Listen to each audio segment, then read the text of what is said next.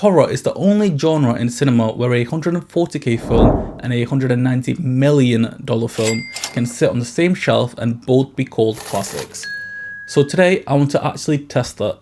5 horror films, 5 wildly different budgets, and 3 hard criteria. Let's find out whether money really makes monsters scarier or whether it just makes them more expensive. Before we get into it, let me explain exactly how I'm scoring these films. Each film gets scored in 3 categories, each out of 10. Category 1, creative execution. Did the filmmakers make intelligent decisions with what they had? Did the film feel intentional? Or did it feel like money solving problems rather than creativity? Category 2, technical quality. Things like cinematography, sound design, production design, that sort of thing. Category 3, cultural impact. Did this film matter? Is it still being talked about? Did it shift something in the genre or in the culture? Things like Oscars, Rotten Tomato scores, Letterboxd essays, all fair game. And in the end, I'll be ranking them by the score, not by the budget. So let's see where these films land. We start at the bottom, the Texas Chain Saw Massacre with a budget of 140k. It was filmed in the summer of 1973 in Central Texas with a crew largely made up of film students and locals. They worked 7 days a week, sometimes 16 hours a day, because they were renting equipment by the day, which meant that every hour that they stopped working was them throwing money away. Nobody got paid properly. The cast wore the same clothes for the entire shoot because there was no budget for a second costume. Gunnar Hansen later recalled that they wouldn't even wash his Leatherface costume for the entire month of filming. They were terrified that the laundry would lose it or maybe it would change the colour in the wash. The budget started at around 60k, but it slowly crept to somewhere under 140k by the time post-production was done. The exact figure is disputed. This ended up in a classic which grossed over $30 million at the domestic box office. So how does the film hold up against the criteria? Creative execution, I'm going to give it a 10 out of 10. This is one of the most controlled, deliberately constructed horror films ever made by a first-time director. Every decision, the fake, based on its true opening, the documentary-style 16mm photography, the complete refusal to show explicit gore is intentional. Hooper said he aimed for a PG rating. Whether you believe that or not, the restraint is what makes it terrifying. What you don't see is worse than anything that he could have shown you. Famous dinner scene is excruciating. Not because of what's on the screen, but because of the sound, the smell that you almost sense through the screen, and the actors giving the scene everything that they had. Every limitation becomes a creative choice. Let's move on to our next category, technical quality, which I'm giving a 7 out of 10. The 16mm blown up to the 35mm gives it a grainy, sweat-soaked texture that almost feels like found footage before that was even a concept. The sound design is extraordinary. Daniel Pearl's camera work makes the farmhouse feel genuinely like diseased. But this is still a film made for under 140k. There are rough edges, continuity errors, moments where the seams show. It doesn't lose many points for that, in my opinion, because the roughness is part of its power. It's not a technically pristine film, but at the same time, it doesn't even pretend to be. And finally, cultural impact, which I'm giving a 10 out of 10. The masked killer, the power tool as a weapon, the final girl, the based on a true story marketing. I'm sure there are films that had all these different aspects in various different forms before this, but I feel like this really brought all the things to make a slasher film as what we know it is today. I would even go as far as to say there is no modern horror without this film, which gives us a total score of 27 out of 30. Not bad for a film that almost couldn't afford film stock. Next up, Hereditary. Budget $10 million. Ari Aster has been making short films for a few years before A24 gave him $10 million and essentially said, go make the movie that you want to make. And what he made was 2.5 hours of grief that happens to also be a horror film. Let's put this into perspective here. $10 million is a lot of money, but in filmmaking, it's considered like almost micro budget. You know, it's definitely a low budget film by Hollywood standards. Aster shot the film in Utah. The exterior of the Graham house is a real property near Park City, but every interior was built from scratch on a soundstage. because Asta and production designer Grace Young designed each room specifically for the shot list rather than scouting for practical locations. He came in with a meticulous blueprint. He and the DP spent 2 weeks going through the shot list for 5 hours a day before a single frame was shot. The horror is almost entirely constructed through camera placement, performance, and sound. It made $82 million worldwide, making it A24's highest grossing film at the time of release. A24 recouped the entire production budget opening weekend. Let's break down the scores. Up first, creative execution, which I'm giving 10 out of 10. The genius of Hereditary is that it's structured as a family drama first and a horror film second. The grief feels real. The family dynamics are devastating before a single supernatural thing even happens. Asta earns every moment of horror because it's already broken you emotionally. The miniature dollhouses as a visual motif, the idea of family being arranged and moved by forces beyond their control, is the kind of conceptual thing that no amount of money can manufacture. The scene I won't spoil, anyone who's seen it knows exactly which one I'm talking about, is genuinely one of the most shocking moments in recent horror. And it's not some crazy CGI fest, it's achieved with practical effects, in the middle of the movie, almost casually. It's brutal precisely because it doesn't announce itself. Up next, technical quality, which I'm giving 10 out of 10. The cinematography is immaculate. The framing throughout the film uses negative space in ways which makes you feel like you're being watched from corners of the phrase that you can't quite focus on. The sound design during the third act is the kind of thing that just lodges in your brain. Colin Stetson's score is unlike anything else in horror. The custom-built sets gives the production a dollhouse within a dollhouse quality that would have cost 3 times as much to achieve on locations. This is craft at the highest level for this budget. And finally, cultural impact, which I'm giving 9 out of 10. It's got like 96% on Rotten Tomatoes. Rolling Stone called it one of the best horror films of the year. Toni Collette's performance is one of the best I've seen in horror films recently, which is its own kind of outrage that she didn't receive like a major award for it. You know, if it was up to me, she would have won Best Actress. However, the film split the audiences hard. CinemaScore gave it a D+, one of the lowest grades in the system's history, because audiences were expecting a conventional haunted house film and got something completely that they were not prepared for. That divide itself is, in my opinion, a mark of impact. It's the kind of film that gets written about, argued about, and rewatched.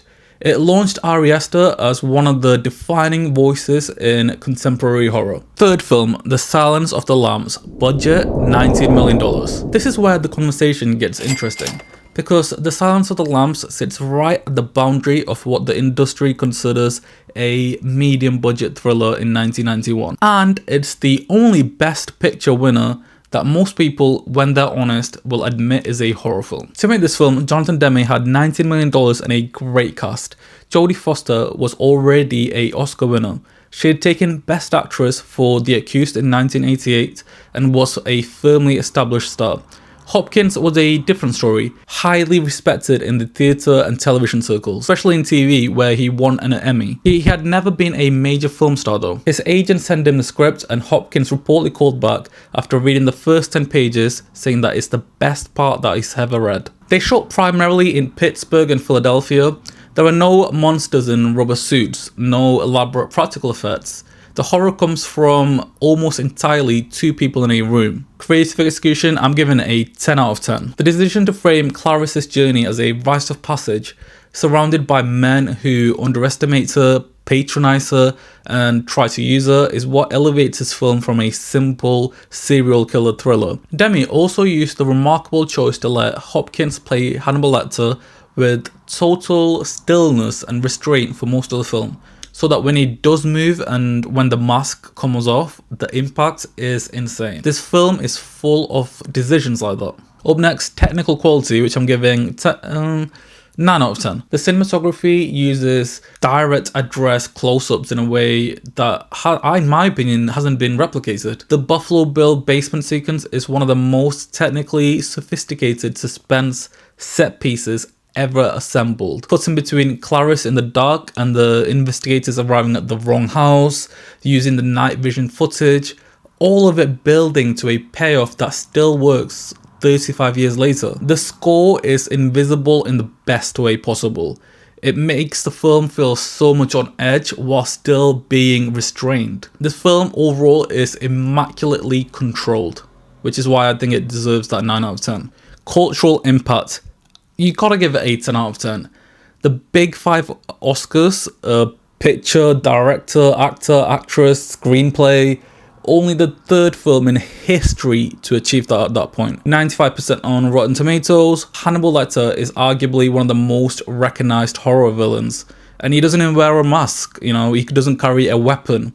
The film launched a franchise, a prequel series, and 35 years of academic discussion about gender, power, and the male gaze.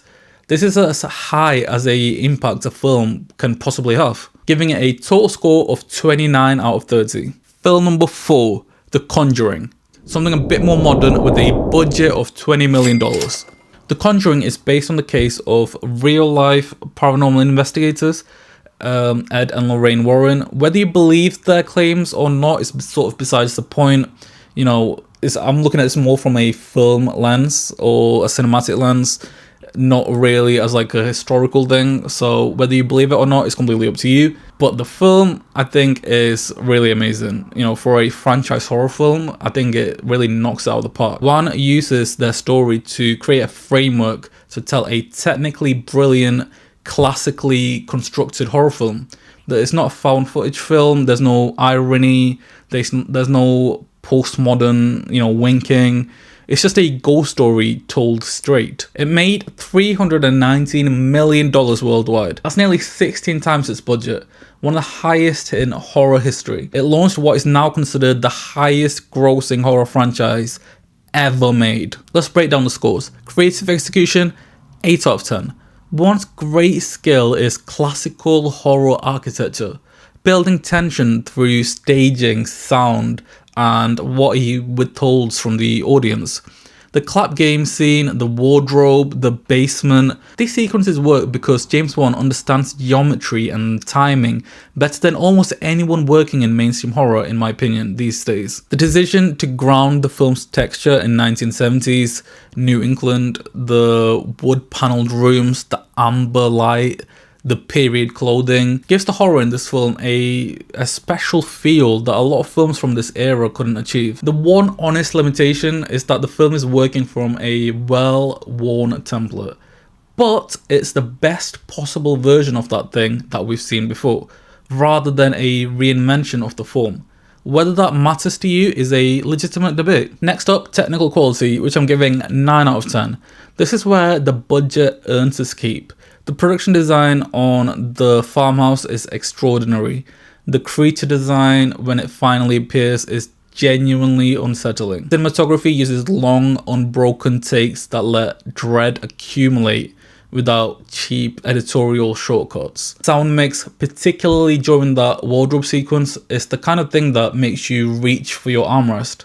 James Wan spent his $20 million in exactly the right places. Cultural impact, which I'm giving 8 out of 10. So the film got like 73% on Rotten Tomatoes, which is lower than the other films in its lineup. But the audience reception was extraordinary, and it was a genuine event film. It reinvigorated the mainstream studio horror at a time when the genre had largely retreated into remakes and found footage.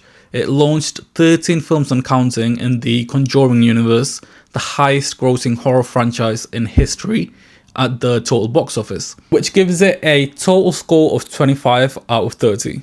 And here we are, the final film, one of the most expensive horror films ever made, with a production budget that ended up just under $190 million. Whether World War Z fully counts as a horror is a legitimate debate in itself.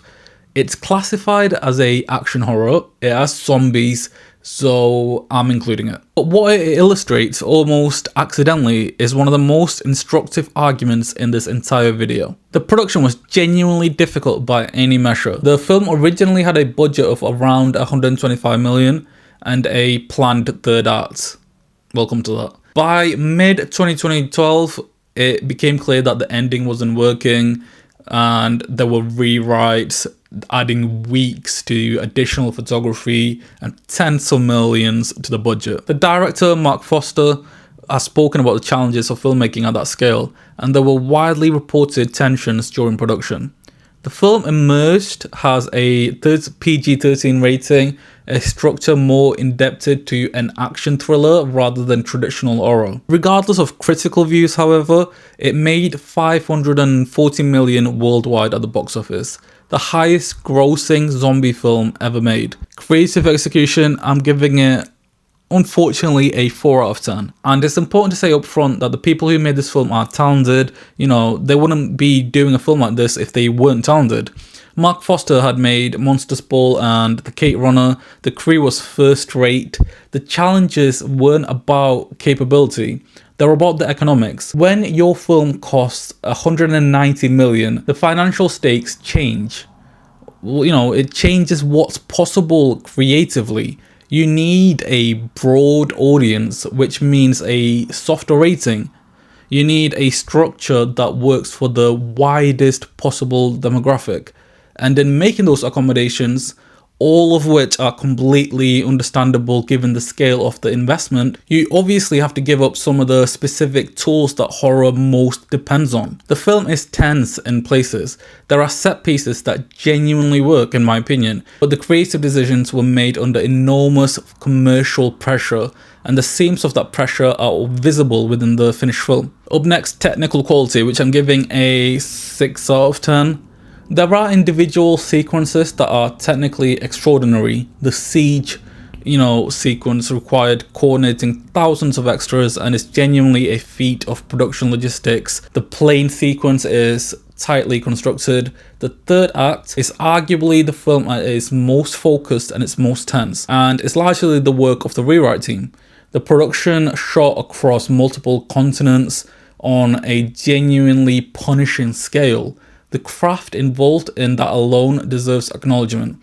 The CGI zombie swarms, a creative choice made in part to get that PG-13 rating. The visual set pieces is something that you'd expect to be the most strongest thing, and I don't think some parts of it has aged as well. Finally, cultural impact, which I'm giving an even 5 out of 10. It made over 540 million worldwide in the box office, and it's the highest grossing zombie film in history, which is cultural footprint by any measure. It sits at 66% on Rotten Tomatoes, a score that reflects the critical ambivalence more than the box office success. The film is probably more discussed today as a production story rather than a viewing experience. It's a film that got caught between the demands of its budget and the requirements of its genre. Total score, 15 out of 30. Now, I want to be fair about what these numbers do and don't say. And World War Z is not a failure of the people who made it. It's a film that illustrates what happens when the economics of a production reach a scale where certain creative freedoms become very hard to preserve. Because here's the thing about horror specifically, and this is different from action or drama or comedy. Horror requires vulnerability. It requires the audience to believe that something is genuinely at stake. Like in your core, you have to feel that the world is unsafe or that the character might not make it. The bigger your budget gets, the harder that specific feeling is to protect. Studios don't spend 190 million on a film where the hero doesn't make it and the ending leaves you hollow. So the film has to adjust, and sometimes in that adjusting, it loses that thing that makes it worth making in its first place. So, does a bigger budget mean a better horror film? No, it doesn't.